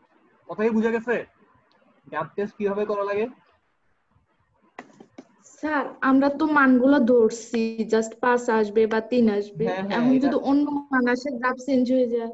না না, গ্রাফের মানগুলো এই টাইপের মানই আসবে। মানে হচ্ছে আমি তো জাস্ট ইজুম করে লিখছি, আমরা তো এখানে টেস্ট ল্যাবে তো টেস্ট করতে পারতেছি না, আর ল্যাব টেস্ট করলে এরকম মানে আসে। মানে এরকম বলতে মানে কি, মানগুলো এরকম ভাবে আসবে। কথা বুঝতে পারছো? মানে কার্ভে আসবে। হ্যাঁ, কার্ভেই আসবে। মানে মানগুলো এরকম কার্ভের মতো আসবে, হয়তো বা একদম এরকম কার্ভ আসবে না, হয়তো দেখা যাবে এরকম কার্ভ আসবে, আর দেখা যাবে এরকম হয়, জাস্ট এরকম কার্ভ আসবে, কিন্তু কার্ভ এরকমই আসবে। মানে একটু নিচে যেয়ে তারপর উপর দিকে উঠতে থাকবে। বুঝা গেছে কিভাবে অপটিমাম পিএইচ বের করা লাগে, কিভাবে অপটিমাম ডোজ বের করা লাগে? বুঝা গেছে? জি স্যার। এখন আমরা একটা ম্যাথ করব, এটা হচ্ছে জাব টেস্টের ম্যাথ। এখন দেখো এখানে কি বলছে, 2 সেটস অফ জাব টেস্ট আর কন্ডাক্টেড। দেখো এখানে আমরা কয়টা জাব টেস্ট করছিলাম? এখানে একটা জাব টেস্ট করছিলাম, এখানে একটা জাব টেস্ট করছিলাম না? হ্যালো, জি স্যার। 2 সেট করছিলাম। তাহলে দেখো এখানে বলছে 2 সেটস অফ জাব টেস্ট কন্ডাক্টেড, একটা র ওয়াটারে কন্ডাক্ট করছো, যেখানে এটা টারবিডিটি কত? 15 NTU। টারবিডিটি কত দেয়া আছে? 15 NTU ছিল প্রথমে। এবং এখানে বাইকার্বনেট অ্যালকালিনিটি কত আছে? 50 milligram litre as calcium carbonate. 50 milligram per litre, কিন্তু কিসের মাধ্যমে প্রকাশ করা আছে? আমাদের ক্যালসিয়াম কার্বনেটের মাধ্যমে প্রকাশ করা আছে। বলছে আমি এখানে বলছে, আমাকে বলছে অপটিমাম পিএইচ কত আছে, অপটিমাম কোয়াগুলেন্ট ডোজ কত আছে, এবং আমি যখন অ্যালাম ইউজ করছি তখন আমার অ্যালকালিনিটি কি পরিমাণ কমে সেটা দেখা লাগে। অ্যালকালিনিটি কিভাবে কমে দেখো, অ্যালাম 1 মোল অ্যালাম ইউজ করলে কয়টা বাইকার্বনেট নষ্ট করে সে? 6টা না? জি স্যার। ঠিক আছে, 1 মোল ইউজ করলে। সো আমি এখানে অপটিমাম পিএইচ তো বের করব, অপটিমাম ডোজ বের করলে আমি বের করতে পারবো না যে আমি আসলে কতটুক ইউজ করলে আমার কতটুক বাইকার অ্যালকালিনিটি নষ্ট হবে, সেটা আমাকে বলছে বের করতে। মানে কতটুক থিওরিটিক্যাল অ্যালকালিনিটি সে কনজিউম করে ফেলছে, মানে পানি থেকে অ্যালকালিনিটি সে কমায় দিচ্ছে, সেটা আমাকে বের করা লাগবে। এখানে দুইটা চার্ট দেয়া আছে, একটা চার্ট এখানে সেকেন্ড একটা চার্ট দেয়া আছে। এখন দেখো প্রথম চার্টে কি দেয়া আছে? পিএইচ এর মান। 5 দেয়া আছে, 5.5 দেয়া আছে, 6 দেয়া আছে, 6.5, 7, 7.5। এখানে কোনটা কনস্ট্যান্ট দেয়া আছে দেখো তো, অ্যালার্ম, পিএইচ বা টার্বিডিটি কোনটা কনস্ট্যান্ট? অ্যালার্ম। অ্যালার্মটা কনস্ট্যান্ট। তো একটু আগে যখন আমি চার্ট আঁকবো, আমার এখান থেকে আমি অপটিমাম পিএইচটা বের করতে চাই। উপরে কি থাকবে আমার? টার্বিডিটি। নিচে কি থাকবে? নিচে থাকবে কি? পিএইচ। নিচে কি থাকবে? নিচে কি? পিএইচ। এখন দেখো টার্বিডিটি প্রথমে কত আছে? 11। টার্বিডিটি প্রথমে সরি পিএইচ যখন 5 হবে তখন টার্বিডিটি কত আমার এখানে? 11। 11। যখন পিএইচ যখন তোমার 5.5, টার্বিডিটি কত? 7। 7। পিএইচ যখন 6, টার্বিডিটি কত? 5.5। পিএইচ যখন 6.5, টার্বিডিটি কত? 5.7। তো আলটিমেটলি কার্ভটা কিরকম হবে? এরকম একটা গ্রাফ আসবে, ঠিক আছে? এখান থেকে আমি সবচেয়ে নিচের যে মানটা আছে সেখান থেকে আমি অপটিমাম পিএইচটা বের করতে পারবো। অপটিমাম পিএইচটা কত? তোমার খাতা আছে সবার সামনে? জি স্যার। লিখে রাখো। আমি আসলে এটা তো আমার হাতে ম্যাথ করা আছে। এটার জন্য অপটিমাম পিএইচ হচ্ছে 6.25। কোশ্চেনটা অ্যানসারটা লিখে রাখো 6.25। তোমরা হচ্ছে যেটা করবা, তোমরা বাসায় হচ্ছে ম্যাথটা করে আমাকে নেক্সট ক্লাসের আগে জমা দেওয়া লাগবে। এখন হচ্ছে সেকেন্ড চার্টে এখানে কনস্ট্যান্ট কোনটা দেখো তো? Sir pH. পিএইচটা কনস্ট্যান্ট। তো এই ক্ষেত্রে আমি গ্রাফ যখন আঁকবো, গ্রাফের নিচে কি থাকবে বলো তো? নিচে থাকবে আমার অ্যালার্ম ডোজ এবং উপরে কি থাকবে? টার্বিডিটি। এটার জন্য যখন গ্রাফ আঁকবো, সবচেয়ে যে নিচের পয়েন্ট আছে এই পয়েন্ট থেকে যদি নিচের দিকে একটা লাইন আঁকো, যে পয়েন্টে আমাদের ইন্টারসেক্ট করবে সেটাকে আমরা কি বলবো? Optimum dose. সেটাকে আমরা কি বলবো? Optimum dose. এটার জন্য আমি ম্যাথটা করে রাখছি। অপটিমাম ডোজ হচ্ছে তোমাদের 12.5 মিলিগ্রাম পার লিটার। এটা কি স্যার এখানে ছোট যে মানটা ওইটাই তো অপটিমাম ডোজ হওয়ার কথা না? কোনটা? কার্ভ থেকে। এই যে 12 যেটা আছে সেটা বলতেছো তো? জি স্যার। আচ্ছা, আমি এখানে গ্রাফটা একটু দেখাই।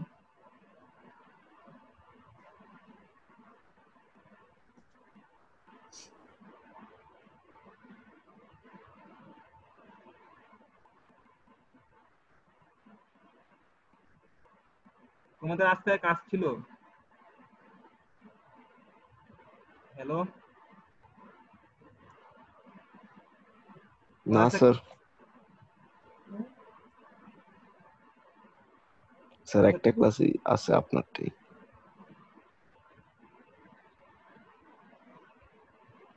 দেখো আমি যদি গ্রাফটা আঁকি, এখানে একটা পয়েন্ট মান পাইছো, এখানে একটা মান পাইছো, এখানে একটা মান ছিল, এখানে একটা মান ছিল, এখানে একটা মান ছিল। এখন আমি যখন গ্রাফটা আঁকবো, আমি মনে করি এই মানটা যোগ করছি, তারপর কিন্তু এরকম আমি স্ট্রেট লাইন আঁকবো না। যে কোশ্চেনটা করছো, নসীন মনে হয় কোশ্চেন করছো, এটা কিন্তু আমি স্যার স্ট্রেট আমি করছি। যেই হোক তারপর আমরা কি করব? এটাকে স্যার আমি জোসনা। আচ্ছা ঠিক আছে, দেখো এটাকে আমরা নিচের দিকে একটু স্যার জোসনাকে ভালো করে বুঝাই দেন। এটা দেখো। আচ্ছা দেখো আমি আবার দেখাই। এখানে একটা আমাকে মান পাইছো তুমি, এখানে একটা মান পাইছো, এখানে একটা পাইছো, এখানে একটা পাইছো, এখানে একটা পাইছো, এখানে একটা পাইছো। তো যখন আমি এই লাইনটা টানবো, এখানে লাইন টানবো, তারপর এখানে লাইনটা টানবো, তারপর এটা কিন্তু আমি একদম স্ট্রেট লাইন টানবো না, বুঝছো? আমি এটা কি করবো, একটু নিচের দিকে একটু কাট করে তারপর জিনিসটাকে নিব। তো তুমি যেটা বলতেছো স্যার সবচেয়ে কম মান এখানে পাইছি তাই আমি এই বরাবর টানবো, এরকম না। যারা ম্যাথটা করবা, পরীক্ষায় ম্যাথ করবা, অনেকে এরকম আসতে পারে 12.5, একজনের বের হলে 12.5, আরেকজনের লেখা লিখবে যে স্যার আমার ডাইরেক্ট 12 আসছে, আরেকজন আসবে 12.1। কারণ কি, সে কার্ভটা একজন একটু বেশি স্মুথ করে আঁকছে, একজন একটু কার্ভটা একটু স্ট্রেট করে আঁকছে। আমার কথা বুঝতে পারছো? জি স্যার। মানে হচ্ছে তুমি কার্ভটা আঁকার পরে তারপর হচ্ছে যে মানটা আসবে সেই বরাবর।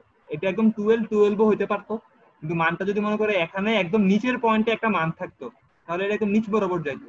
যদি মনে করো এখানে একটা মান পাইছো, এখানে একটা মান পাইছো, তাহলে কি হবে, কার্ভটা একটু আঁকার সময় এখানে একটু সেক করে তারপর এখানে টানা লাগবে, বুঝছো? মানে এটা একদম স্ট্রেট লাইন করে আমি টানবো না। কথা বুঝতে পারছো? মানে প্যারাবোলিক আকারে আমি টানতে হবে। হ্যালো 300। হ্যালো জি স্যার, তাহলে তো এক একজনের রেজাল্ট এক এক রকম হ্যাঁ, মানে আসবে। হচ্ছে এক একটা রেজাল্ট এক একটা হলেও কি হবে, মানে কাছাকাছি থাকবে, এমন না যে একজনের রেজাল্ট 7 আসবে আর একজনের 12 আসবে, এরকম হবে না। মানে একজনের 12.5 আসলে একজনের 12.1 আসবে বা 12.2 আসবে, কিন্তু এরকম হবে না যে তোমার মনে করো যে তুমি যে এখানে দেখো, এখানে দেখে বুঝছো সবচেয়ে কম আসছে কিসের জন্য, সবচেয়ে কম কিসের জন্য আসছে, 12 জন্য না, 12 জন্য তো। জি স্যার। মানে আঁকার সময় যখন তুমি কার্ভটা আঁকবে হয়তো বা মনে করো এখানে 12 ছিল এখানে 15 ছিল, তো একটু স্যাগের কারণে মনে করো এখানে তুমি এখানে আমি লিখছি কি 12.5, ঠিক আছে। কিন্তু এমন হবে না যে কারোর রেজাল্ট আসবে তোমার হচ্ছে ধরো, এমন কারো হবে না যে কারোর রেজাল্ট 7 আসবে। 7 আসবে মানে কি, সে কার্ভটা আঁকতে ভুল করছে, কথা বুঝতে পারছো, মানে সবচেয়ে 12-র কাছাকাছি একটা মান আসবে বা 12 আসবে। সিমিলারলি এই ক্ষেত্রে কি আসবে, এই ক্ষেত্রে 5.5 আসবে বা 5.5 এর বা সরি 5.5 বা তার সরি 5.5 না, এখানে কত 6.5, এই যে 6 থেকে 6.5 এর কাছে কোনো একটা মান থাকবে, ঠিক আছে। তার মানে এই না যে কারো মান 5 আসবে। আমার কথা বুঝে গেছো, জি এখন বুঝতে স্যার। পারছো? আচ্ছা, এখানে আমাকে প্রথমে বলছিল কি বের করতে, অপটিমাম পিএইচ বের করতে, অপটিমাম কোয়াগুলেন্ট ডোজ বের করতে। সেটা আঁকা খুবই ইজি, পরীক্ষা আগের বার 35 মার্কের ম্যাথ দিছিলাম, এটা এটা 35 মার্কের ম্যাথ ছিল। তো দেখো এখানে এখানে আমি কোন ডোজ ইউজ করছি দেখো তো, অ্যালার্ম ইউজ করছি। আমি অ্যালার্ম, আমি যদি অ্যালার্ম না ইউজ করি আমি ফেরিক ক্লোরাইড দিতে পারি, এখানে কোশ্চেনে দেয়া আছে অ্যালার্ম দিয়ে আমি ফেরিক ক্লোরাইড দিয়ে পরীক্ষা থাকতে পারি যদি দেয় আর কি। এখন অনলাইন পরীক্ষা হলে অনলাইনে তো এত বড় ম্যাথ দেওয়া যাবে না, তখন কিভাবে দেয়া লাগবে সেটা আসলে আমাকে দেখা লাগবে আর কি। আচ্ছা, অনলাইনে পরীক্ষা হবে কেন? স্যার অনলাইনে কিভাবে পরীক্ষা দেব, পরে নিলে কি হয়? এটা তো আমি বলতে পারতেছি না, মানে এখন আমাদেরকে আসলে এখন ইউজিসি কে অ্যাপ্রোচ করা হবে, ইউজিসি বলবে আর কি যে অনলাইনে পরীক্ষা নেওয়া যাবে নাকি যাবে না, সেটার উপর ডিপেন্ড করে। যদি ইউজিসি বলে না আপনারা নেন, তখন ভার্সিটি সেটা নিতে বাধ্য আর কি। আর স্যার ইউজিসি বলো। স্যার আমাদের ভার্সিটি কি এমআইএসটি তারপর বিউপি এই থিওরিতে চলে না? হ্যাঁ হ্যাঁ, স্যার ওদের তো হলো যে মানে ওদের সেমিস্টার শেষ করে দিয়ে তারপর স্যার কয়েকদিন গ্যাপ দিয়ে নতুন সেমিস্টার শুরু আবার নতুন করতেছে। সেমিস্টার হ্যাঁ শুরু হ্যাঁ, মানে করছে। এখানে প্রপোজ তো করা হয়েছে দুইটাই, মানে দুইটা জিনিসে ইউজিসি কে প্রপোজ করা হবে। একটা হচ্ছে ধরো যে আমাদের এই সেমিস্টার শেষ হওয়ার পরে আমরা নেক্সট সেমিস্টার শুরু করে দিবে, জি তারপর স্যার। মানে এটা একটা মানে একটা অ্যাপ্রোচ হচ্ছে হয়তো আমাদের এই সেমিস্টারের পরে পরীক্ষা না নিয়ে আরেকটা সেমিস্টার শুরু হবে, ধরো যদি জি জানুয়ারিতে স্যার। ভার্সিটি খুলে দেয় তখন এই সেমিস্টারের তখন ফাইনাল স্যার হবে। একসাথে, হ্যাঁ। অথবা অথবা আরেকটা হচ্ছে যে অ্যাপ্রোচ করা হবে যে এই সেমিস্টারের পরে অনলাইনে এক্সাম নেওয়ার জন্য ইউজিসি কে বলা, ইউজিসি বলা যে আপনারা অনলাইনে এক্সাম নিতে পারেন, তারপর আরেক সেমিস্টার রান করবে, তখন ওইভাবে হবে। এখন ইউজিসি স্যার যেটাকে এই অ্যাপ্রোচটা কেন দরকার স্যার? দুইটা প্রথমটাই তো ঠিক আছে। দুইটা অ্যাপ্রোচই করা হবে, মানে ইউজিসি কে একটা অ্যাপ্রোচ করে একটা কারো থেকে নিয়ে গ্র্যান্ট করা থেকে দুইটা অ্যাপ্রোচ করে গ্র্যান্ট করার পসিবিলিটি বেশি না। না স্যার ওরা তো ওরকমই করতেছে, সেমিস্টার শেষ না করে আমি তারপরে শুনছি এটা ক্লাস তোমাদের করতেছে। আমাদের অ্যাডভাইজারও বলছে, এখন এটা আসলে দেখা যাক আর কি। ওরা ওদেরটা যেটা ছিল ওরা মনে হয় মিডল অফ দ্য সেমিস্টার ছিল আর কি, মানে সেমিস্টারের মাঝখানে ছিল। আমরা তো নতুন স্যার ওদের সেমিস্টার, একটা সেমিস্টার শেষ হয়ে গেছে, শেষ হয়ে যাওয়ার পর স্যার ওরা গ্যাপ নিয়েছিল 12 দিন, তারপর আবার নতুন সেমিস্টার শুরু করছে। এখন দেখা যাক আর কি কি করা হয় আর কি, এখনো বলা যাচ্ছে না। না স্যার, অনলাইনে একদম দিব স্যার না। ফার্স্ট এরটাই ঠিক ছিল তো আচ্ছা স্যার। ঠিক আছে, এখন দেখো একটা কোয়াগুলেন্ট ডোজ আর আমরা কি বের করছি, অপটিমাম পিএইচ বের করছি। এখন বলছে আমাদের অ্যালকালিনিটা কি পরিমাণ সে রিডিউস করতে পারবে। পানিতে অলরেডি অ্যালকালিনিটি কত ছিল দেখো তো, পানিতে অলরেডি অ্যালকালিনিটি কত ছিল? স্যার আজকে ক্লাস তো স্যার 1 ঘন্টা হয়ে গেছে। আচ্ছা এটা শেষ করে দিই, কারণ অল্প একটু বাকি আছে, তো আমাদেরকে বলছে 2 মিনিটের মধ্যে শেষ করতে হবে সিলেবাস। স্যার আমাকে তো এটা শেষ করার পর আরেকটা স্যার কোর্স, আপনার তো 3 দিনে শেষ হয়ে যাবে। এটা এই জন্য তো আজকে একদিনে স্যার শেষ করা সিলেবাস লাগবে। কতটুকু আছে স্যার? এটা সিলেবাস আর 25% আছে, 20% আছে, স্যার কয়দিন লাগবে স্যার? আরো 2 দিন লাগবে, মিনিমাম 2 দিন লাগবে। আচ্ছা দেখো এখানে বলছে কি, আমি optimum pH optimum coagulant dose তোমার গ্রাফ থেকে দেখবা, বলছে কি পরিমাণ সে অ্যালকালাইনিটি সে রিডিউস করতে পারবে। পানিতে অলরেডি অ্যালকালাইনিটি কতটুকু আছে বলো তো? 50 পানিতে মিলিগ্রাম। 50 মিলিগ্রাম অ্যালকালাইনিটি পানিতে অলরেডি আমার অলরেডি আছে, সেটা পানিতে অলরেডি আছে।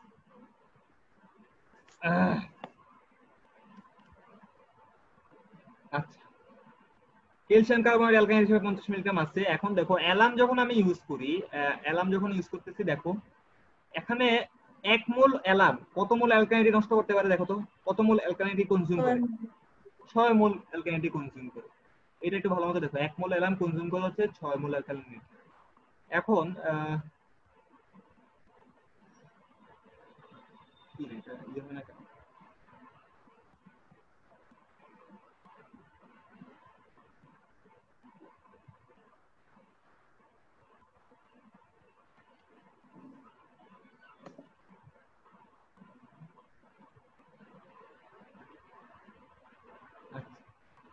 এখন দেখা যাচ্ছে না? জি স্যার। না দেখা যাচ্ছে তো মনে হয়। ডোজেজ আমার ডোজ দেওয়া লাগছিল কত, অ্যালামের ডোজ কত হয়েছে 12.5 মিলিগ্রাম পার লিটার। এতটুকু আমি ডোজ দিচ্ছি, ঠিক আছে, পানিতে আমি এতটুকু ডোজ দিচ্ছি।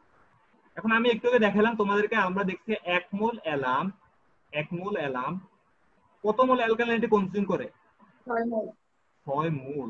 এটা ভালো মতো দেখো, এটা 6 মোল অ্যালকালাইন। কি অ্যালকালাইন? সেটা আবার বাইকার্বনেট অ্যালকালাইন, CO3। এখন দেখো আমাদের মলিকুলার ওয়েট অফ অ্যালাম কত আছে? মলিকুলার ওয়েট অফ অ্যালাম, অ্যালামের সংকেতটা জানো, মনে আছে? আসলে মনে নেই, আমি জানি Al2। Al2। SO4 3। মানে এটা ম্যাথের মধ্যে সবচেয়ে কঠিন পার্টটা হচ্ছে এটাই।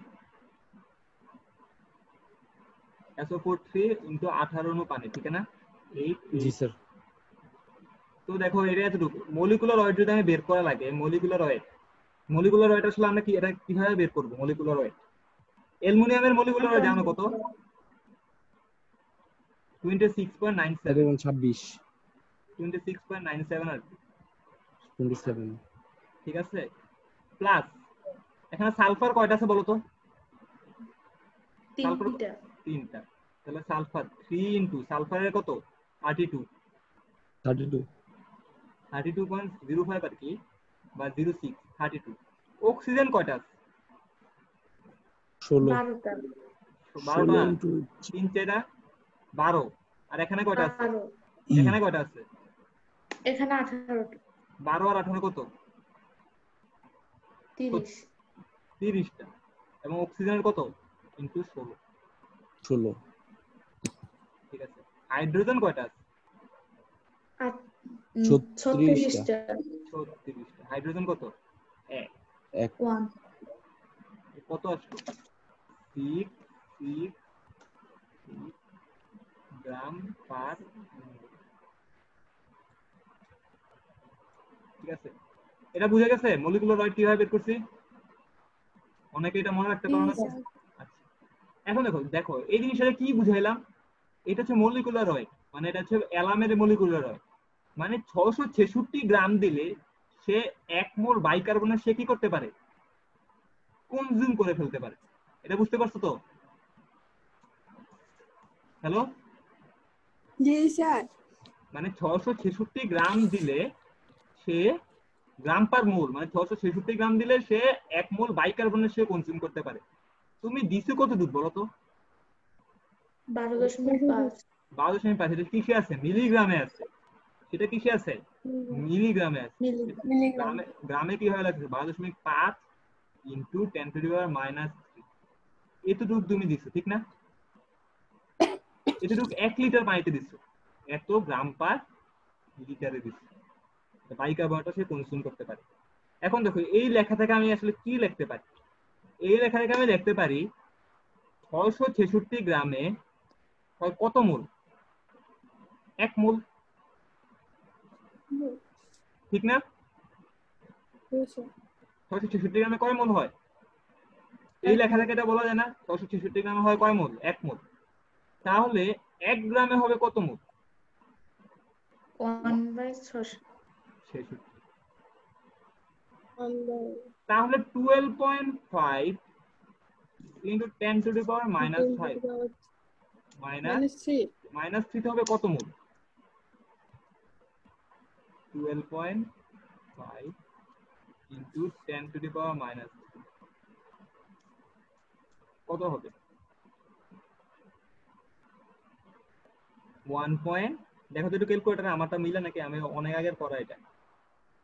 1.88 into 10 to the power -5 -5 মোল পার গ্রাম, ঠিক আছে? মোল 5 গ্রাম। এই মোলটা আসলে কিসের মোল বলতে পারবে? সেটা অ্যালাম না?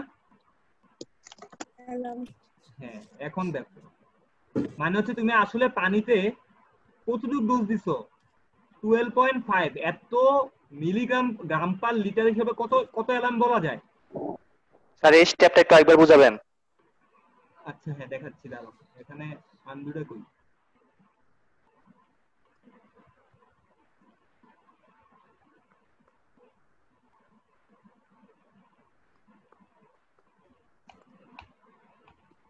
আচ্ছা দেখো কি জানে আছো রায়হান, দেখো আমি মলিকুলার ওয়েট বের করছিলাম। কিসের মলিকুলার ওয়েট বের করছিলাম রায়হান?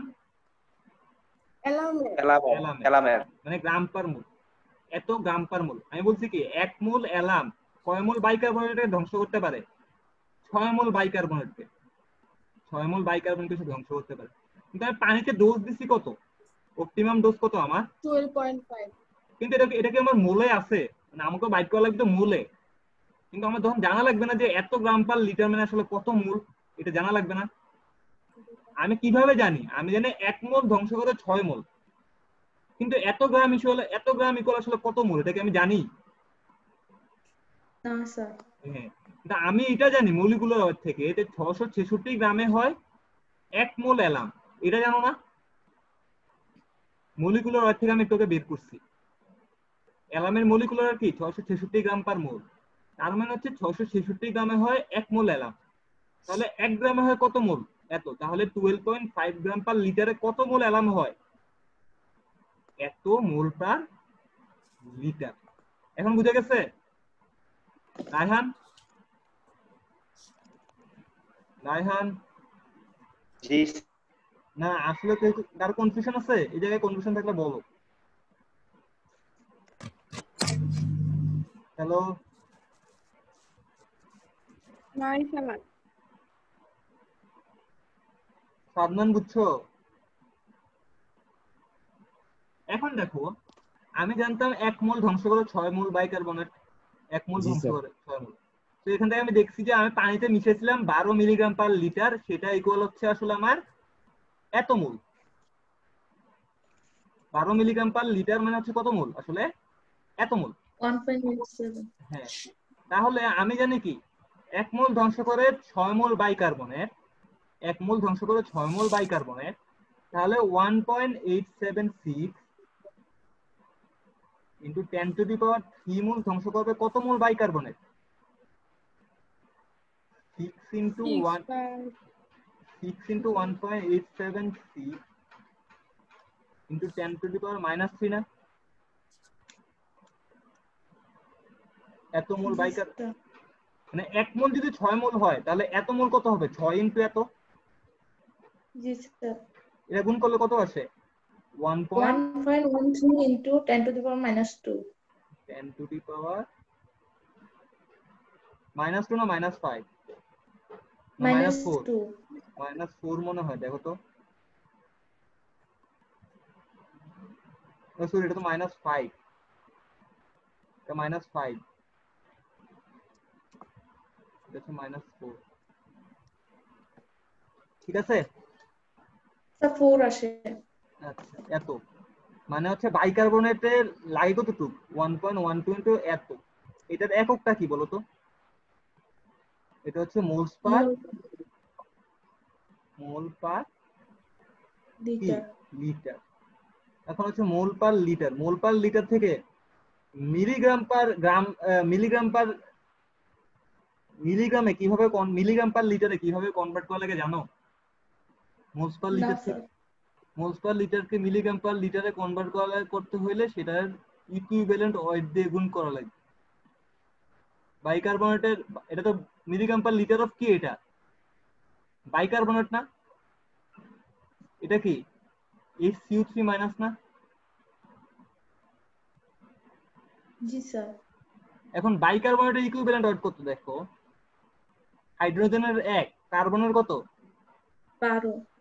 অক্সিজেন কয়টা আছে? 3টা না 2টা। 3টা। 3টা ইন্টু 16 কত আছে দেখো? 61 না? 61 কি আছে গ্রাম পার মোল, এটা ইকুইভ্যালেন্ট।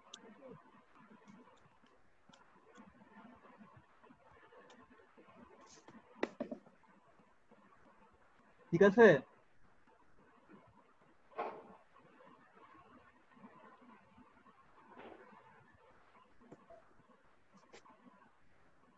স্যার শেষ না? না আরো বাকি আছে, একটু অল্প একটু বাকি আছে।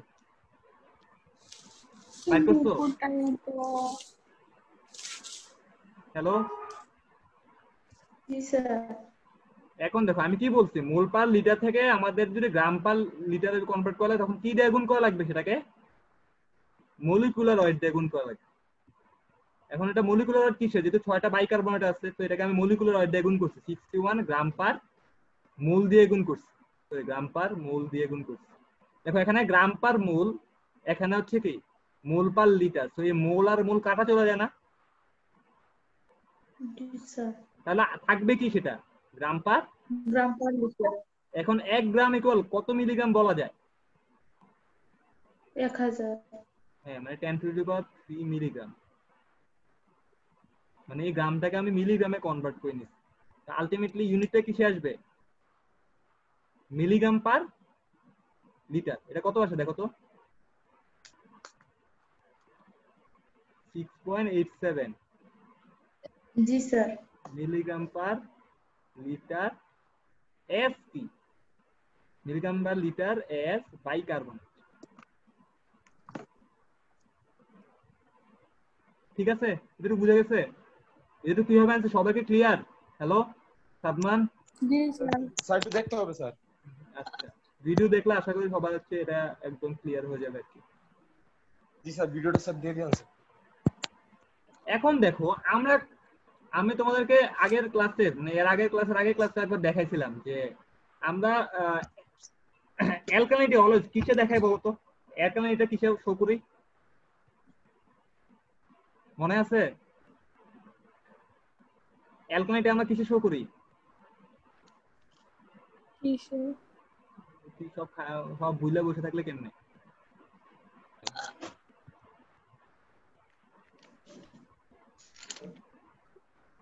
এখানে আমরা অ্যালকালিনিটি শো করতে কিসে, অলো অ্যালকালিনি কিসে শো করে দেখা যাচ্ছে না? অ্যালকালিনিটি কিসে শো করি? মিলিগ্রাম পার লিটারে কিসে শো করি আমরা? মিলিগ্রাম পার লিটারে। হ্যাঁ, মিলিগ্রাম পার লিটার এসপি ক্যালসিয়াম কার্বনেটে। কিন্তু আমরা বের করছি কিসে বলতো, একটু আগে দেখালাম যে বের করছি এম ই কিউ দিয়ে কি বোঝায়? দাঁড়াও আমরা বের করছি কিসে, এটা milligram per litre carbonate, bicarbonate. Bicarbonate, কিন্তু আমাকে শো করতে হবে কিসে? Calcium carbonate. Calcium carbonate. হ্যাঁ বলো, কি জানি বলো নসিন কি? স্যার ম্যাথে তো অনেক ঝামেলা। এম ই কিউ একটু এম ই কিউ দিয়ে কি বুঝাইতেছে এখানে? কোথায়? এই যে ইউনিটে এম ই কিউ। এখানে? হ্যাঁ, ইউনিটটা যে এখানে M E Q per litre যেটা। ও আচ্ছা, milligram litre equivalent M E Q or milligram per litre, মানে ইকুইভ্যালেন্ট এস ক্যালসিয়াম কার্বনেট, এটাকে সংক্ষেপে লিখছে আর কি। Milligram per litre as calcium কার্বনেটকে তোমাদের সংক্ষেপে লিখছে milligram equivalent litre as calcium carbonate. আচ্ছা স্যার। আচ্ছা, তো এটা ফর্মুলা দেখো, milligram per litre calcium carbonate প্রকাশ করতে হলে কি করা লাগে? ফর্মুলাটা কি? Milligram per litre of species. এখন দেখো আমি মিলিগ্রাম পার লিটার অফ স্পিসিসটা আসলে আমার কি বলতো, এখানে স্পিসিসটা কি? বাইকার্বনেট। এবং পাইছো কতটুকু? হ্যালো, পাইছো কতটুকু? 6.87। তো আসো আমি ফর্মুলার মধ্যে লিখি, এখানে লিখি। তো এখানে আমার মিলিগ্রাম পার লিটার অফ কত পাইছো? 6.87 ইনটু কি আছে? Equivalent weight of calcium carbonate, equivalent weight of the কি আছে আমার স্পিসিস। এখন দেখো বাইকার্বনেট, যখন আমি বলতেছি HCO3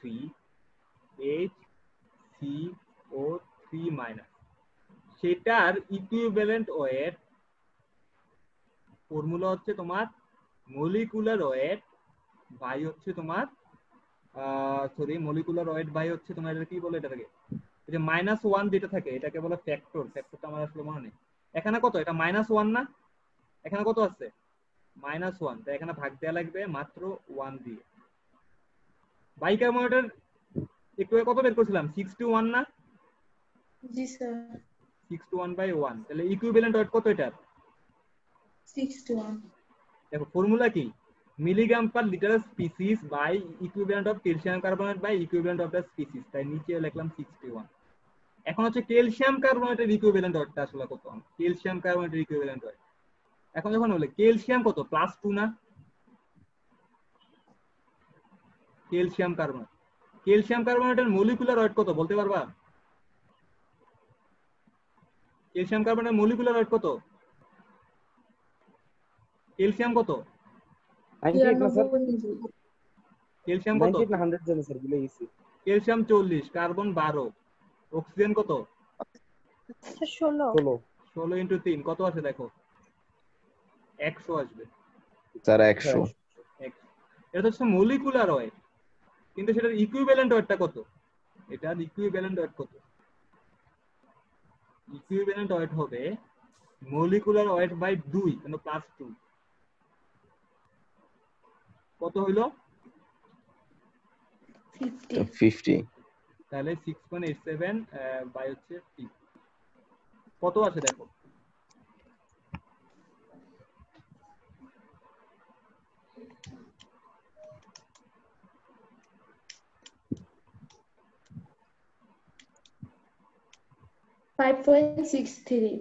হ্যাঁ কি সেটা মিলিগ্রাম পার লিটারের কি, এটা ক্যালসিয়াম কার্বনেট। ক্যালসিয়াম কার্বনেট দেখো যখন আমি অ্যালাম মিক্স করলে সে কতটুকু কনজিউম করে, কতটুকু কনজিউম করে? 5.63 সে কনজিউম করে। আর এখন আমি যদি তোমাদের স্ক্রিনে যাই, সরি স্ক্রিন শেয়ারে দেয়া আছে,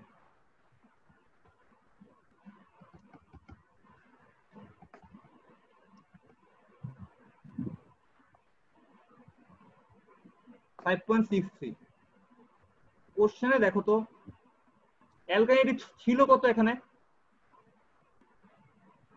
50 মিলিগ্রাম। 50 মিলিগ্রাম ছিল, তাহলে বাকি আছে কত আর পানিতে অ্যালকালিনিটি? পানিতে আর অ্যালকালিনিটি কত থাকবে তাহলে? 50 মাইনাস কত?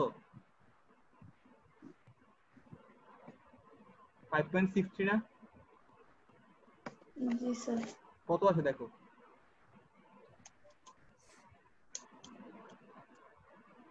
44.36। 40.36। এখন বুঝতে পারছো, মানে পানিতে যদি আমি অ্যালাম ইউজ করি তাহলে 50 milligram per litre calcium carbonate অ্যালকালিনিটা কইমা 44.36 হয়ে গেল। এখন দেখো আমি ম্যাথের মধ্যে আমি যদি চেঞ্জ করতে চাই, আমি যদি এখানে অ্যালামের জায়গায় ফেরিক ক্লোরাইড ইউজ করি, অ্যালামের জায়গায় ফেরিক ক্লোরাইড ইউজ করি, চেঞ্জটা কোথায় আসবে জানো? প্রথম দুইটা গ্রাফে কিন্তু কোনো চেঞ্জ নাই, মানে গ্রাফে নরমালি দেখা যাবে এভাবে মানটা আসবে, চেঞ্জটা আসবে হচ্ছে কোথায়? ফেরিক ক্লোরাইড কয় মোল নষ্ট করে? ফেরিক ক্লোরাইড 3 মোল, মানে হচ্ছে ম্যাথের ওইখানে সব চেঞ্জ আসবে।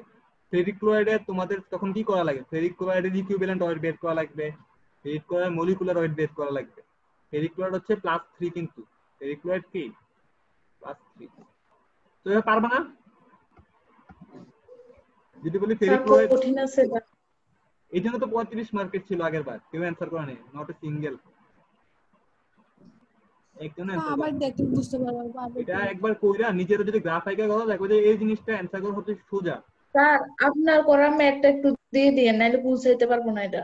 আমার কথা হলো কি জানো, মানে এই যে খাতাটা আমাদের যে স্যার করেছে রাজাল করিম স্যার, উনি খুব তাড়াতাড়ি লিখতো।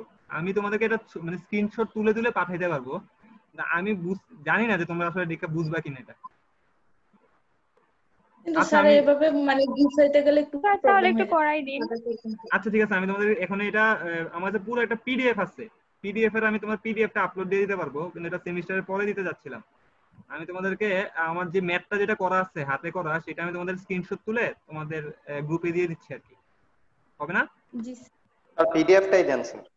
পিডিএফটা দেয়া যাবে না, পিডিএফটা এখানে এই সিলেবাসে অন্য কিছু আছে, বুঝছো? আমি তো কোশ্চেন করা লাগবে। স্যার আচ্ছা ঠিক আছে, আমি এটা তোমাদের তুলে তারপর এটা আমি দিয়ে দিচ্ছি আর কি।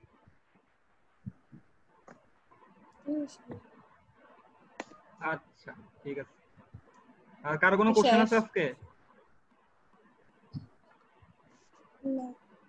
আচ্ছা, এখানে আরো কিছু জিনিস ছিল, তোমাদের ছিল হচ্ছে বাফেল টাইপ বেসিনের কিছু ম্যাথ ছিল, আসলে এতটা ইম্পর্টেন্ট না বাফেল টাইপ বেসিনের, তো আমি আশা করি যে এটা একটু পরে পরে করে যাচ্ছি আর কি, এখন আর এগুলো করাবো না।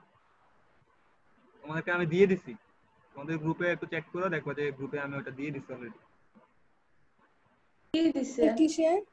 ওই যে ম্যাথ দুইটা যেটা ছিল ম্যাথটা আমি দিয়ে দিছি, এখনই দিছি আর কি, হয়তো একটু মধ্যে কিছুক্ষণের মধ্যে চলে যাবে। আচ্ছা স্যার। আচ্ছা, দেখলে বুঝবো ম্যাথটা কিভাবে করছে, এটা একটু ওখানে একটু মানে শর্টকাটে করা আর কি, তোমরা একটু একটু স্যার না বুঝলে আপনি আবার করাই দেবেন। আর লেখা তো কিছু বোঝা যায় না, ছবি লেখা। বুঝবা, একটু বড় করে দেখো, একটু জুম করে দেখা লাগবে আর কি। স্যার খুবই কষ্ট গো স্যার, একদম গোলা গোলা লেখা স্যার। এটাই জন্য বলছি ভিডিওটা দেখো, ভিডিও দেখার পরেও যদি মনে করো এটা বুঝতে না পারো তখন হচ্ছে এটা দেখবে। স্যার তখন আপনি আবার কইরা দিবেন। আচ্ছা ঠিক স্যার আছে, আপনি একবার হাতে করে দেন না স্যার, তাহলে তো হয়। হাতে করে দেয়া যায়, আচ্ছা দেখি।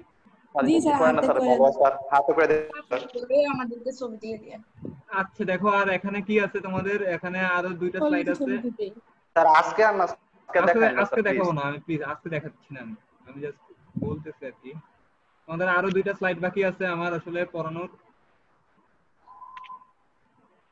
এটা হচ্ছে তোমাদের হচ্ছে ডিসইনফেকশন, তোমরা কি আসো?